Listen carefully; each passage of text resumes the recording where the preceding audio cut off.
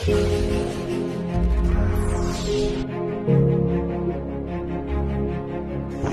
dari keluarga sederhana, anak bapak dari Muhammad Jafar Abdullah mengawali karir sebagai guru honorer di salah satu sekolah ternama di Kabupaten Aceh Timur.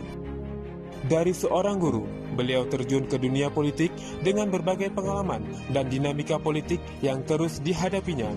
Walaupun terlalu muda dalam berpolitik ketika itu. Pada tahun 2013, beliau memutuskan untuk mencalonkan diri menjadi anggota legislatif DPRK Aceh Timur melalui Partai Nasdem.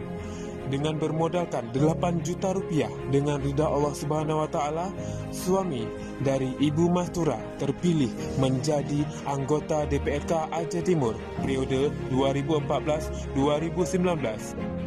Selama beliau menjabat sebagai politikus muda, ia terus menyerap berbagai aspirasi dari masyarakat dan juga beliau terus bekerja membawa perubahan bagi masyarakat dan juga bagi Kabupaten Aceh Timur. Pada Pileg tahun ini, beliau ingin memberikan perubahan yang lebih baik lagi kepada masyarakat dan juga Kabupaten Aceh Timur. Tahun 2019, beliau mencalonkan diri sebagai anggota DPR Aceh. Siapa dia? Bapak Sofyan Afan MPD, pria kelahiran Menasah Lebo, Kecamatan Pantai Bidari, pada tanggal 25 April 1985.